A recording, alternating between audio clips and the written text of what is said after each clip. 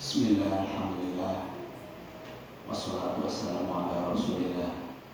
Asyhadu an la ilaha illallah wa asyhadu anna Muhammadan abduhu wa rasuluh. Allahumma shalli wa sallim ala sayyidina Muhammadin wa ala alihi wa sahbihi ajma'in, amma ba'du. Qala Allah ta'ala fi kitabihil karim, a'udzu billahi minasy syaithanir rajim. Ya ayyuhalladzina amanu idza qila lakum tafassahu fil majalis fafsahu yafsahillahu lakum wa idza qila ansuzu fansuzu yarfa'illahu alladzina amanu minkum walladzina utul ilma darajat wallahu bima ta'maluna khabir. Raditu billahi rabban wa bil islami dinan wa bi Muhammadin nabiyyan wa rasulan. Rabbi zidni ilma warzuqni fahma. Amin. Sallallahu alaihi. Bapak Ibu, adik-adik jamaah salat maghrib yang dimuliakan Allah, Bakawai alhamdulillah wa syukurillah, hari ini kita masih diberikan rahmat dan nikmat yang tiada tara dan secara terus-menerus masih menyerahkan rahmat dan nikmat tersebut. Alangkah bahagianya orang yang selalu mendapatkan rahmat nikmat yang paling utama, yaitu nikmat iman dan Islam. Dan sesungguhnya ketika kita mendapatkan rahmat ini, salah satu cara yang terbaik mendapatkan rahmat iman dan Islam adalah dengan mensyukurinya, yaitu melaksanakan perintah Allah dan meninggalkan larangan Allah. Tidak kalah pentingnya sholawat dan salam marilah senantiasa kita sanjungkan kepada baginda Nabi besar Muhammad Sallallahu Alaihi Wasallam, kepada keluarganya, kepada para sahabatnya, dan mudah-mudahan melimpah ruah sampai kepada kita kaum muslimin, dan kelak kita akan mendapatkan kebahagiaan berupa pertolongan atau syafaat kelak di yaumil qiyamah. Amin ya rabbal alamin. Tentu tidak cukup dengan mengamini saja, tetapi kita harus selalu tunduk taat mengikuti uswah, contoh suri teladan yang dilaksanakan, yang disabdakan, dan yang dihadiskan oleh baginda Nabi Muhammad Sallallahu Alaihi Wasallam. Bapak Ibu, kebahagiaan yang lain yang pada hari ini adalah kita bisa berkumpul untuk melaksanakan kegiatan rutin sholat jamaah maghrib, kegiatan taklim atau majelis taklim di sini 2 pekan sekali, Ramadan, Rabu malam Kamis 2 pekan, yang dulu 1 pekan sekarang menjadi 2 pekan, yang masih 2 pekan kondisi. Dan hari ini ketua takmir kita, ketua takmir ya, sekretaris ketua tidak bisa hadir dengan alasan adalah karena menemui istrinya yang sakit. Oleh karena itu pada hari ini mari kita doakan dengan kirim doa Fatihah. Mudah-mudahan istri beliau baik-baik saja, segera mendapatkan obat dan segera sembuh, bisa pulang ke rumah seperti sedia kala. Billahi wa syafaati Rasulillah. Al-Fatihah. A'udzu billahi minasy syaithanir rajim. Bismillahirrahmanirrahim. Alhamdulillahi rabbil alamin. Ar-Rahmanir Rahim. Maliki yaumiddin. Iyyaka na'budu wa iyyaka nasta'in. Ihdinas siratal mustaqim. Shiratal ladzina an'amta 'alaihim ghairil maghdubi 'alaihim waladdallin. Amin ya rabbal alamin. Bapak Ibu hadirin jamaah sholat maghrib yang dimuliakan Allah, pada kesempatan kali ini saya mendapatkan jatah untuk menyampaikan materi rangkaian sudah lama saya mendapatkan kesempatan ini, mungkin kurang lebih 1,5 bulan sampai 2 bulanan kalau nggak salah. Lalu ketemu lagi, dan mudah-mudahan nanti materi yang saya sampaikan bermanfaat bagi panjenengan. Materi yang akan saya sampaikan ini sebenarnya materi yang cukup akrab di lingkungan kita, di sekitar kita, di keluarga kita. Dan hari-hari ini, akhir-akhir ini selalu aktual topik ini, topik yang saya sampaikan. Dan semua orang 99% pasti mengalami apa yang saya sampaikan nanti. Karena ini berkaitan dengan fitrah manusia. Bapak Ibu, adik-adik, materi ini tidak hanya untuk remaja, tidak hanya untuk orang tua, tapi juga untuk anak-anak, untuk semuanya. Materi ini sering kita dengar. Saya sebutkan judulnya Sakinah Mawaddah Warahmah. Sudah sering dengar, betul? Betul ya? Terutama ketika ada orang mau mantenan atau orang jadi manten atau sedang jadi manten, kita yang datang diundang menyampaikan semoga pasangannya, suami istri yang baru menikah itu, keluarganya menjadi keluarga yang sakinah mawaddah warahmah. Betul atau betul? Tetapi sesungguhnya itu berlaku umum, tidak hanya berlaku bagi orang yang baru saja menikah, bagi pasangan yang baru menikah, tidak, tapi semuanya. Anak-anak juga harus sakinah mawaddah warahmah, remaja juga harus sakinah mawaddah warahmah, orang dewasa juga harus sakinah mawaddah warahmah, orang tua, kakek nenek juga semuanya harus sakinah mawaddah warahmah. Setuju atau tidak? Setuju ya? Iya, karena ini memang konsep hidup yang dicontohkan oleh baginda Nabi Muhammad SAW, yaitu membangun keluarga yang sakinah mawaddah warahmah, dan itu berkelanjutan terus menerus, kontinu, tidak boleh berhenti. Hanya orang tua saja, hanya anak-anak remaja saja yang baru menikah, tidak, tapi terus menerus.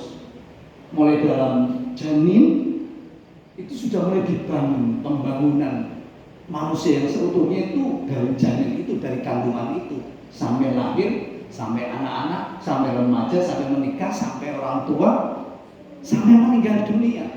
Itu harus dibangun itu, dan itu gak ada selesainya kecuali kiamat. Betul ya? Bapak Ibu jamaah yang dimuliakan Allah, kata-kata sakinah mawaddah warahmah itu kalau bahasa gaulnya orang-orang menyebut sebagai samawa. Kalau saya menyebutnya samara. Wane itu kan dan ya. Jadi saya ganti ro samara, karena intinya itu ra. Samara, sakinah mawaddah rahmah. Tapi orang trennya menyebutnya samawa, sakinah mawaddah warahmah. Apa itu kata sakinah mawaddah warahmah? Sudah banyak yang tahu, bukan? Jadi saya tidak menggurui, hanya saya mengingatkan, saya mencoba mengoreksi apa yang pernah saya tahu, mengulas apa yang pernah saya tahu, apa yang saya pernah dengar, apa yang mungkin pernah saya alami, dan mudah-mudahan saya mengalami.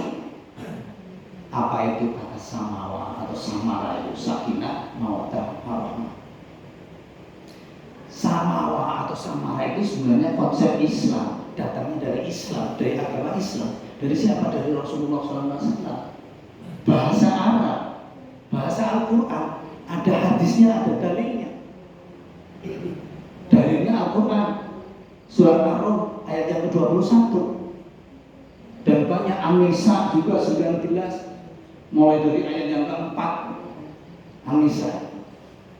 Dari surat-surat yang lain juga tentang konsep keluarga sakinah mawaddah warahmah. Sakinah itu asal kata sukun, sakana. Apa artinya? Sukun kata letternya atau arti letternya itu mati. Bahasa Jawanya itu di pangku itu jadi mati. Tapi kalau dalam konsep agama itu bukan mati. Artinya tenang, anteng, tumakninah. Apa ya? Anteng, tenang. Sukun, tentram. Sakinah itu tentram, tenang, ayem. Sakinah bukan mati ya jelas mati. Sukun mati itu sudah mati, tidak bergerak, tidak punya nyawa, tidak punya ghirah atau semangat. Tapi kalau dalam konsep sakinah mawaddah warahmah, yang disebut sakinah itu artinya tenang, tentrem, tumakninah. Sakinah itu artinya ayem. Ayem itu biasanya ngomong menjelaskan. Nek bangsa saya itu tidak punya perasaan gundah gulana itu ayem, tentrem. Kepiye mukul ya? Bukan ukuran harta benda, bukan kemewahan, bukan jabatan, bukan makanan yang enak nikmat dengan harga yang mahal, bukan tempat yang mewah indah, meskipun itu juga bisa mendukung, tetapi sungguhnya itu sangat fleksibel, sangat subjektif, tergantung situasi dan kondisi kejiwaan seseorang. Antara saya dengan Pak Mul misalnya, tentu sakinah itu berbeda. Sakanah, ketentramannya itu, syukurnya itu, kenyamanannya, ketentramannya itu, ayemnya berbeda-beda. Mungkin kados Pak Haji Mulyadi ayem tentrem gaji, pensiunnya masih ada. Anak-anak mungkin sudah mentas semuanya, wis ayem tentrem. Tidak ada beban tanggung jawab apa kecuali ibadah. Sekalian tentrem, waras sehat, makan nasi pakai sambal, pakai tempe, wis ayem, wis nikmat. Mungkin bagi yang lain belum tentu. Mungkin Pak Pus atau mungkin Pak Bambang makan tempe ini atas yo nyaman kok. Gini protol beberapa gitu misalnya, kan beda ukurannya. Mungkin tahu sama-sama dari tempe, tapi kenyamanannya beda, ketentramannya beda. Itu sakinah. Lalu apa mawaddah? Sakinah, mawaddah, warahmah. Mawaddah itu cinta kasih. Cinta kasih itu mencintai tetapi tidak menguasai, tidak sedang menguasai. Mencintai dan saling memberi. Selain memberi juga punya kepentingan untuk menerima. Jadi apa? Timbal balik. Cinta itu timbal balik. Tidak hanya cinta sebelah tangan atau bertepuk sebelah tangan, tapi yang namanya cinta dalam konsep mawaddah yang diajarkan Rasulullah itu mencintai sepenuh hati dengan ikhlas dan memberi, melindungi, pengayoman, juga bisa menerima. Kalau bagi laki-laki tanggung jawabnya banyak sekali. Memberi nafkah, memberi keamanan, memberi ketentraman, kenyamanan hidup. Kalau yang namanya memberikan makan minum itu tidak hanya sekedar makan minum, tapi harus yang standar. Tapi juga papan, sandal, pangan, papan itu juga harus dilengkapi. Mawaddah, tanggung jawab suami.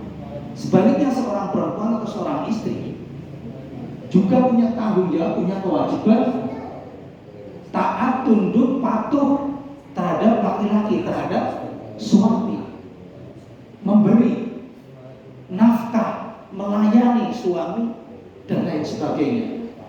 Ibu-ibu ada berapa ini? Ada 4 atau 3?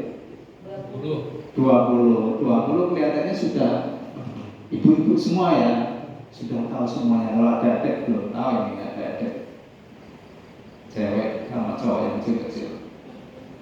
Lalu rahmah, warahmah. Rahmah itu kasih sayang. Jadi lebih sekedar daripada cinta, lebih daripada cinta, lebih dari itu. Tapi kasih sayang. Kasih sayang itu apapun kondisinya tetap mencintai. Tidak hanya ketika masih muda, masih sehat, segar bugar mencintai. Kemudian ketika sudah mulai menua, sudah mulai sepuh, sudah mulai lemah segalanya, kemudian rasa cintanya itu hilang.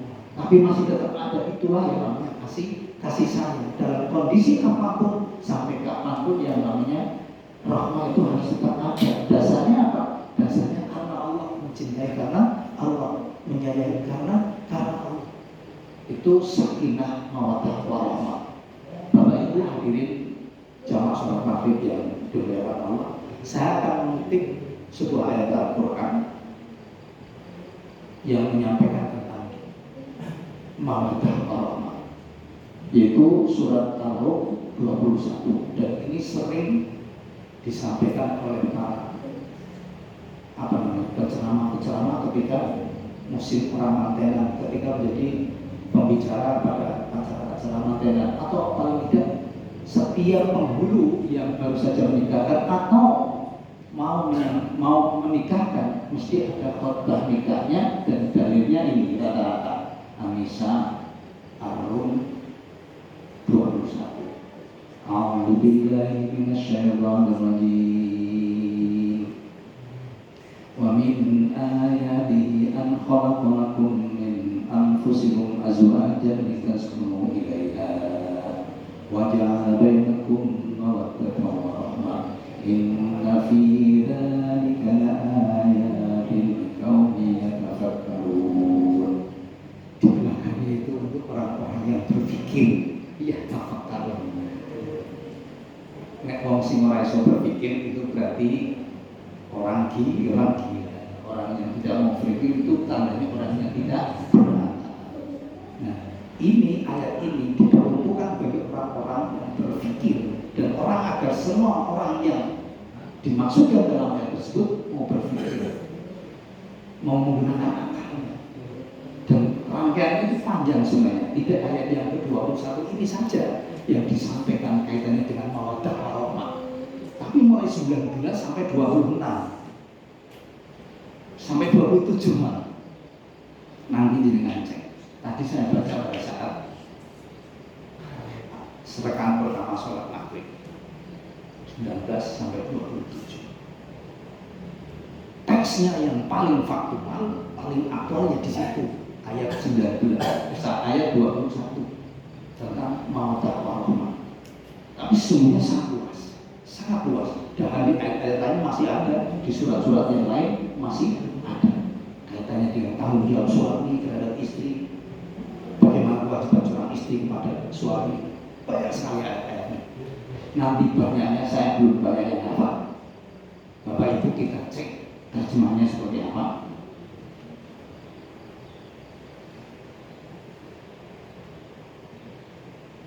Dan di antara tanda-tanda kebesaran Allah, kekuasaan Allah, kehebatan Allah, wa min ayatihi, Allah itu menciptakan makhluknya, tidak hanya manusia loh ya. Saulang, di antara tanda-tanda kebesaran Allah, kekuasaan Allah, kehebatan Allah, keluar biasaan Allah adalah menciptakan makhluknya selalu berpasang-pasang. Dalam konteks ini, apa yang saya sampaikan mawaddah warahmah adalah manusia. Apa pasangannya? Laki-laki dan perempuan. Agar berpasang-pasangan. Apa maksudnya berpasang-pasangan? Azwaja litaskunu ilaiha wa ja'ala bainakum mawaddatan wa rahmah. Inna fi dzalika laayatin, dan seterusnya. Disuruh menikah, disuruh berpasang-pasangan, tidak boleh sendirian. Konsep sakinah mawaddah warahmah. Apa tidak mungkin, memungkinkan atau tidak ketika seorang diri itu mulai lahir sampai mati kemudian seorang diri itu bisa mendapatkan status sakinah mawaddah warahmah? Terserah jawabannya. Tapi dalam konsep Islam tidak bisa. Tidak bisa, karena itu adalah sunnah Rasul. Bahkan ada yang mewajibkan, sunnah mu'akkad. Kata Rasulullah, barang siapa yang tidak mengikuti sunnahku maka bukan termasuk bagian dari umatku. Salah satunya adalah sunnah mu'akkad menikah. Rasulullah sampai 9 kali, ada yang 11 kali, dan kita diperbolehkan dalam tanda kutip 4 kali menikahi seorang perempuan. Kalau mampu, kalau nggak mampu cukup dengan satu saja. Apa ada orang yang bahagia tanpa menikah? Konsep liberal, konsep demokrasi, konsep liberalisasi itu ada. Banyak orang-orang luar negeri yang yang tidak mau menikah, memilih single parent istilahnya. Bahkan paling parah lagi ada di konsep LGBT ya. Dia menikah bukan dengan pasangan yang berbeda jenis, berbeda Indonesia ada yang berpikiran bahwa lesbian itu boleh menikah, terus kemudian homoseks itu boleh menikah. Padahal prinsipnya di ayat 19 sampai 26, 27 itu harus berbeda-beda menjadi satu. Yang disebut sakinah mawaddah warahmah, berpasangan-pasangan itu berbeda jenis laki-laki atau perempuan, akhwat maupun ikhwat. Tapi konsep liberalisme, hedonisme dan sebagainya itu menentang sunnah Allah, menentang sunnah Rasulullah, itu menghalalkan yang namanya homoseksual, menghalalkan yang namanya lesbian. Kan ramai beberapa tahun silam itu ketika COVID, pasca COVID juga ramai. Sampai Piala Dunia juga ada bendera LGBT. Misalnya Jerman menggunakan sabuk, apa namanya itu, sabuk yang di lengan namanya apa itu, pemain-pemain bola itu, jadi itu pakai sabuk. Tapi salah satu pemain Jerman ada yang tidak mau menggunakan itu pas Piala Dunia, sehingga kemudian akhirnya tidak dipakai dan kemudian pada tahun berikutnya sudah dinonaktifkan sebagai pemain resmi nasional Jerman. Karena dia itu berusaha mempertahankan ideologinya, dia tidak setuju dengan yang namanya paham LGBT itu. Dan Indonesia salah satu yang tidak mendukung. Dan jangan salah, LGBT itu sudah masuk Wonogiri, sudah masuk. Beberapa waktu yang lalu kan sempat muncul di media kan, di Bulu Solo ada salah satu perumahan yang dikontrak oleh pasangan LGBT dari Karananya, dan kemudian digerebek oleh ketua RT-nya. Kebetulan ketua RT-nya ini guru SMK Negeri 2 Bulu Solo, SMK Negeri 2 Wonogiri. Hanya bertahan kurang dari seminggu, 4 harinya kalau nggak salah sudah digerebek, sudah diusir. Tidak digerebek dengan cara baik-baik, menurut saya itu diusir. Padahal sudah mentok 1 tahun. Ngeri. Anak-anak sekolah juga banyak yang kena virus yang namanya LGBT, terutama anak sekolah SMA dan mahasiswa. Cek di media online, cek di berita-berita online atau berita yang media massa mainstream. Betapa bahayanya paham itu. Oke, kembali kepada sakinah mawaddah warahmah. Jelas yang namanya paham LGBT pasti tidak akan bahagia sesuai standar sakinah mawaddah warahmah. Di Kediri misalnya, seorang yang homoseksual itu kejamnya luar biasa dan sampai akhirnya membunuh pasangan-pasangannya karena cemburu sesama homoseksual. Itu salah satu contohnya. Secara psikologi, secara sosiologi, orang yang disakiti itu sakitnya akan rasa balas dendamnya ketika disakiti, dia akan membabi buta. Bahkan ketika pasangan yang homoseksual pun ternyata itu lebih kejam daripada sekedar cinta sesat yang beda jenis, misalnya laki-laki dan perempuan. Itu salah satu contoh. Kembali ke topik sakinah mawaddah warahmah. Dalam konsep yang disampaikan oleh Allah, yang disampaikan oleh Rasulullah, seperti dalam surat Ar-Rum ayat yang 21, adalah sakinah mawaddah warahmah dengan konsep berpasangan-pasangan yang berbeda jenis, laki-laki dan perempuan. Ada 4 syarat atau 5 syarat atau 5 rukun tentang konsep sakinah mawaddah warahmah. Yang pertama, Bapak Ibu, ini klasik. Ada suami, ada istri, betul atau betul? Artinya begini, mana mungkin seperti tadi kalau laki-laki sama laki-laki, perempuan sama perempuan, sakinah. Dalam konsep kita adalah laki-laki dan perempuan, ada suami, ada istri, statusnya laki-laki dan perempuan. Laki-laki menikah dengan seorang perempuan, kemudian laki-laki itu harus ada. Ketika laki-lakinya itu tidak ada, suaminya tidak ada, dalam jangka waktu panjang misalnya, kan sekarang tren banyak orang juga menikah, suaminya kemudian pergi dalam jangka waktu seminggu, pergi balik lagi seminggu karena kerja di luar kota, atau mungkin 1 bulan, bahkan ada yang 3 bulanan baru pulang karena merantau jauh misalnya di Jakarta. Betul apa betul? Ada enggak di sekitar kita yang seperti itu? Ada kan? Kemudian bahkan ada yang bekerja di luar negeri, Bisa laki-lakinya, bisa perempuannya. Laki-laki bekerja di Amerika misalnya, atau perempuannya yang bekerja di Saudi Arabia, atau di Hong Kong, atau di Jepang. Sekarang kan tren itu, banyak orang remaja-remaja magang kerja, magang kuliah di Jepang, di Korea, di Hong Kong, di Arab Saudi, di Amerika dan sebagainya, di negara-negara yang lain yang mungkin maju secara ekonomi. Banyak kan? Dan itu kontraknya rata-rata 2 tahun, 3 tahun, betul nggak? Dan dari dulu ketika saya remaja, saya SMA itu banyak sekali tetangga-tetangga saya yang baru saja menikah, kemudian istrinya merantau di Arab Saudi. Ini contoh yang negatif ya. Kontrak 3 tahun, setiap bulan istrinya ngirim untuk suaminya di rumah. Mohon maaf, kerjanya hanya sederhana lah, mungkin tukang ngarit atau kerja di bangunan. Di Jakarta di sana banyak bangunan atau konveksi, tukang jahit. Tetangga-tetangga saya di Jakarta, di Bandung jarang yang ngetang. Ke Surabaya, Jogja itu jarang. Kalau Jogja itu pendidikan, kuliah dan sebagainya. Mondok pesantren itu ngetang kalau tradisi orang Cilacap. Kalau merantau ya Bandung, Jakarta, Jabodetabek sekitarnya. Jadi tukang bangunan, ini jadi tukang jahit, jadi pembantu rumah tangga dan macam-macam. Nah, ketika sudah semakin rutin kirimannya itu, ya laki-lakinya nggak kuat, Pak. Nggak sampai 1 tahun nggak kuat, Pak. Bagaimana coba bayangkan ketika 1 bulan menikah, setiap hari bertemu, manten anyar, karena imannya tidak kuat, ditinggal istrinya baru belum ada 1 tahun, nggak kuat. Perlu tak jelaskan bahkan Pak. Ngertos nggak kuat gitu.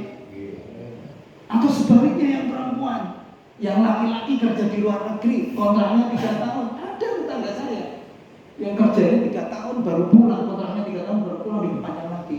3 tahun kuat, 3 tahun kontrak berikutnya nggak kuat Pak, perempuan yang di rumah. Dan itu anak kiai, mampu pondok. Saya nggak mau selingkuh ya, tapi akhirnya cerai keluarganya, terus kemudian nikah lagi yang laki-laki karena perempuannya kerja di Saudi Arabia. Nah, standar atau ukuran sakinah mawaddah warahmah suami istri ketika bercerai itu kan salah satu indikasi bahwa itu tidak sakinah mawaddah, tidak warahmah. Langsung banget, gitu. Apa ada yang namanya perceraian itu dengan baik-baik saja? Dengan rata-rata kan ada perselisihan, ada pertengkaran, ada ketidakcocokan. Ada sesuatu yang tidak terpenuhi tanggung jawab dan kewajiban. Tanggung jawab sebagai seorang suami itu apa? Menafkahi. Oleh karena itu semakin baik, semakin sempurna ketika pasangan itu ada selalu di sampingnya untuk menjaga mata pandangannya, farjinya. Surat Al-Mu'minun 1-11. Salah satunya itu harus menjaga pandangan. Di Ar-Rahman juga ada disuruh menjaga pandangan. Karena jatuh cinta pertama itu dari pandangan pertama. Maksiat pertama itu ya dari mata. Dari mata masuk ke otak, masuk ke pikiran, turun ke hati, turun ke selangkangan. Itu yang namanya pandangan mata. Terus betul Pak Guru, Pak setelah koreksi mau betul ini kalau bahasanya seperti ini biar mudah dipahami. Tapi nanti nyun saya pun sepuh sedaya pun paham sedaya nggih. Tapi ini untuk mengingatkan untuk anak-anak kita, untuk saudara kita, untuk keluarga kita. Mungkin untuk cucu kita juga harus kita sampaikan.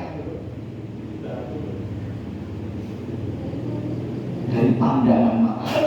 Oleh karena itu, maka sakinah mawaddah warahmah standar ukuran yang paling ideal adalah ada suami, ada istri. Ketika ada suami tapi istrinya nggak ada, atau sebaliknya ketika istri ada suami tidak ada dalam jangka waktu yang berlama-lama, lama sekali, maka potensi mudah tergoda, imannya tergerus. Iman itu kan naik turun, fluktuatif, mudah tergoyahkan, mudah turun, naiknya susah.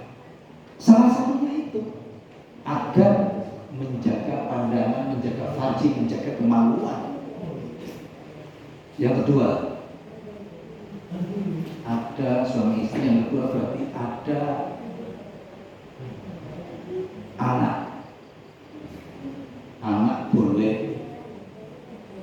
laki-laki boleh perempuan. Kalau bapak-bapak ditanya biasanya mungkin atau pasangan suami yang laki-laki itu pinginnya laki-laki, kalau yang perempuan yang perempuan, tapi prinsipnya semua sama saja, laki-laki dan perempuan sama saja. Setuju nggak? Setuju. Sebuah penelitian yang dilakukan oleh penyuluh Kementerian Agama di Kabupaten Cilacap, 10 orang dari 100 orang 10 orang dari 10 orang yang diwawancara calon pasangan pengantin, 10 pasangan calon pengantin, ketika ditanya apakah Anda pengen punya anak, 100% pengen punya anak. Pada pertanyaan berikutnya, teman saya kebetulan penyuluh dulu sebagai sekolah di Man Cilacap 2, itu menyebutkan 10 dari 10 pasangan calon pengantin atau catin calon pengantin itu menyebutkan 10 pasangan itu ingin punya anak. Ada nggak orang yang menikah tidak punya anak? Ada nggak? Enten betul Pak? Enten, laras enten. Menunda bahasanya. Pertanyaan berikutnya, berapa lama Anda akan ingin punya anak atau menunda? Ada yang 2 tahun, ada yang 3 tahun, ada yang 4 tahun, ada yang maksimal 5 tahun. Tetap prinsip pertama adalah pengen punya anak. Tapi prosentasenya tidak besar. Hanya 2-3%, 2,5% rata-rata itu hanya menunda keinginan punya anak. Seorang laki-laki atau perempuan adalah sama saja. Kemudian selanjutnya, oke Pak, ada banyak contoh. Ini saya ulang tentang anak. Ada pasangan keluarga yang juga bercerai gara-gara tidak punya anak. Tapi ada banyak juga contoh pasangan suami istri yang tidak punya anak berpuluhan tahun masih tetap utuh. Tapi banyak kasus itu bermasalah rumah tangganya, bermasalah. Itu contoh nanti bisa cek secara presentasinya. Tapi ini sungguh menjadi faktor yang sangat penting yang namanya kehadiran anak dalam psikologi rumah tangga, psikologi pasangan suami istri. Secara sosiologis itu tetap kehadiran anak sangat penting, sangat utama. Selanjutnya pekerjaan. Syarat rukun yang ketiga adalah pekerjaan. Bapak Ibu, pekerjaan ini menjadi tolak ukur rukun yang tidak boleh ditolak. Harus ada pekerjaan, apapun pekerjaannya. Pekerjaan itu boleh ASN, boleh TNI, boleh Polri, boleh BUMN, boleh BUMD, boleh UMKM, boleh petani, boleh nelayan, boleh semuanya. Yang punya keahlian profesi merias, salon, terus kemudian profesi guru, profesi dokter, dan macam-macam itu boleh, tergantung pilihan. Tapi prinsipnya pasangan sakinah mawaddah warahmah harus punya pekerjaan. Untuk apa pekerjaan itu? Ya untuk menafkahi keluarganya. Tanggung jawab suami adalah menafkahi istri dan anak-anaknya kalau sudah punya anak. Ada banyak cekcok keluarga atau pasangan rumah tangga itu gara-gara tidak punya pekerjaan, karena tidak punya penghasilan. Contoh dulu mungkin si lanang itu punya pekerjaan, penghasilannya lumayan. Sebelum COVID, wah karena pemborong banyak sekali pendapatannya, karena proyeknya juga banyak, keuntungannya banyak. Ibaratnya punya mobil, rumah mewah, terus kemudian anak-anak juga sekolah semuanya. Tapi kemudian ketika kena bencana yang namanya COVID, proyek nggak dapat dan macam-macam, akhirnya keluarganya kacau. Dulunya mungkin sehari cukup dikasih 1 juta, sekarang 100.000 nggak cukup. Kembali ya.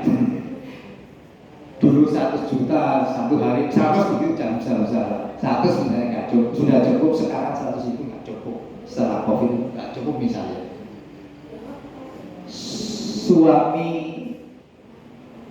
banyak uang, suami disayang. Suami tidak punya uang, suami ditegang.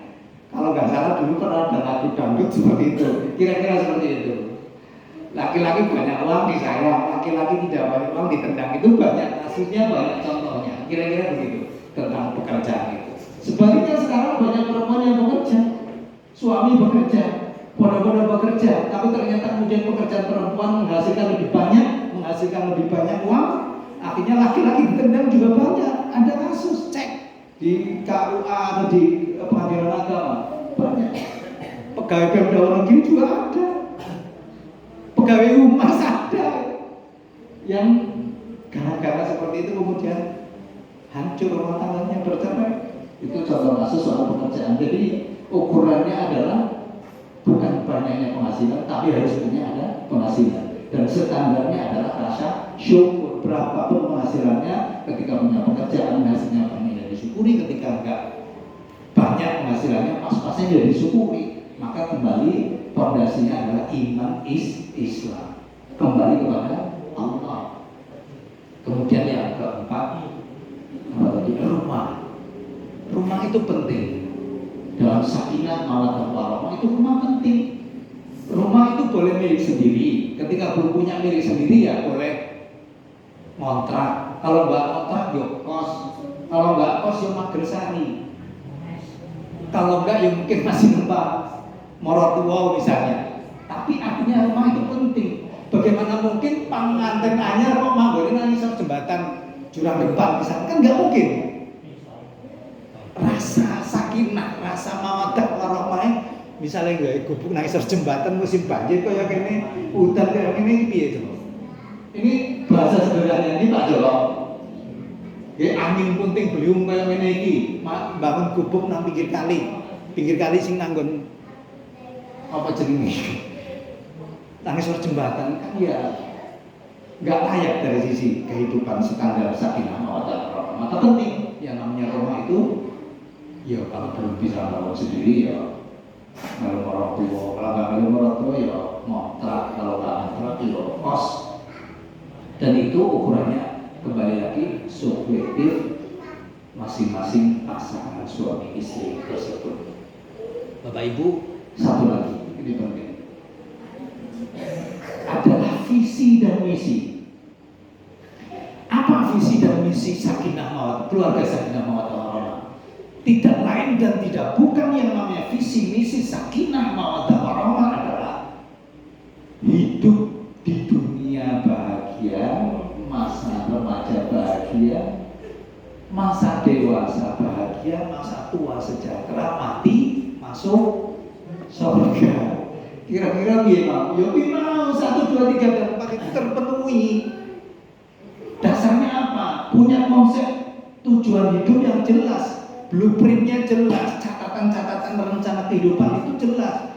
Hidup itu mau mati, mati itu mau masuk surga. Caranya mau masuk surga itu harus syahadat, harus Islam, harus taat dan tunduk melaksanakan perintah agama Allah, harus sholat, harus ngaji, harus belajar agama, ben ngerti dalane, ben tetep lurus dalane, ben paham dalane, ben ngerti tujuannya.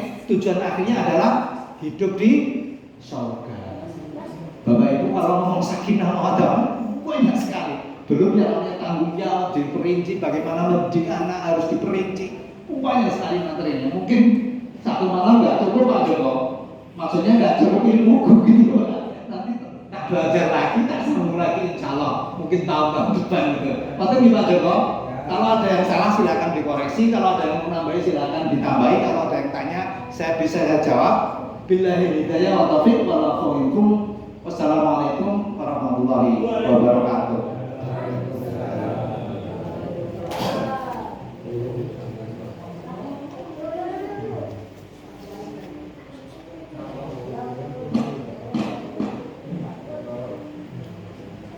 Monggo munjukin lah.